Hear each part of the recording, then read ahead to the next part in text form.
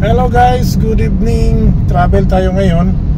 Hello guys, travel tayo ngayon. Punta tayo sa Kidapawan, no? Punta tayo ng Kidapawan, galing tayo ng Davao City. Back and forth lang tayo ngayon. Davao City to Kidapawan is around 110 kilometers. So sa ngayon, back and forth lang tayo travel natin. Siguro it's around 7:28 na in the evening. Balik man tayo bukas. Bukas mamaya siguro makaabot tayo ng Kidapawan around 9 o'clock. Then may kakarga tayong mga, tingnan nyo lang guys kung ano yung ikakarga namin dito sa aming Ertiga. Ertiga lang po ito, 2017 model. So punta kami ng Kidapawan, may ikakarga kami, then balik din agad kasi may trabaho pa bukas. So watch out guys, tingnan nyo guys kung ano yung ikakarga namin dito sa aming Ertiga. Thank you and God bless. Ayan guys, dito na tayo sa boundary ng Davao City at saka Davao del Sur. Ayan o, yung nakalagay dyan we love Davao del Sur. Welcome to Davao del Sur. We love Davao del Sur. Ayan guys.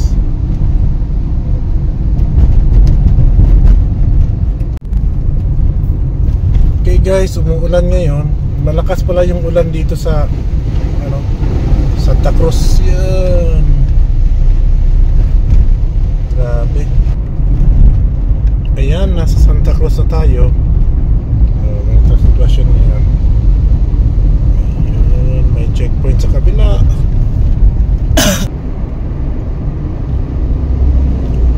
Ayan, nasa Digos na naman tayo.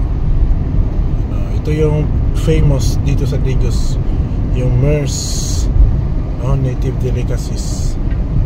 Ayan, dyan, mga bibingka at kabili.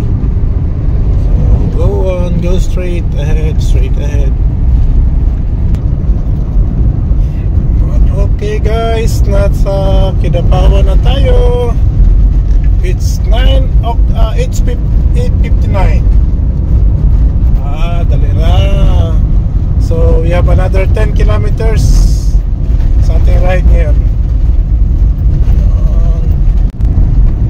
Ayun guys, pupunta pa tayo sa Gubatan, Magpet. Dito natin ikakarga yung mga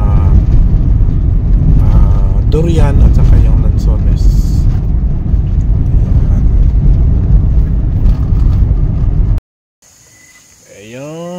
Karating din kami dito sa Magpet, Kidapawan. Ito yun, karga namin durian. Durian. Marami yan.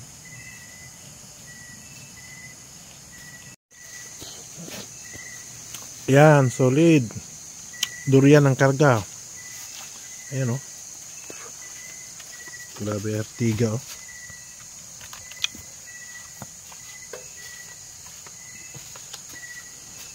All purpose Ertiga. Pwede na pang durian. Pwede pang kargada ng durian. Ayan. So, ayan guys, yun yung karga namin. May mga lansones, may durian sa likod. Sana ko. Si mama. Payas. Hello guys. Pwede talaga, di ba? Ganito siya ka dual purpose ang Ertiga, for family and for karga. And guys, samahan nyo kami. Uuwi na agad kami ng Davao City. Ayan. Thank you Lord. Ayan, mga 30 minutes lang kami guys at karga. Then karga ulit, pabalik ng Davao. So karga namin yung mga durian at saka lansones, saka rambutan. Balik na naman ng Davao para lang kaming umihi, nagkarga. Kasama ko na yung kasama ko dyan. Si Kai. Hindi pa yan tulog ha, pero mamaya tulog na yan.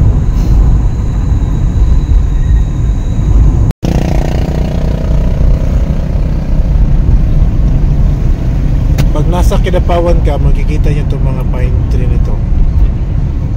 Ayan. Ayan. Ito yung trademark sa Kidapawan. Ayan. It's 9:59 in the evening. So, uwi na kami ng Davao.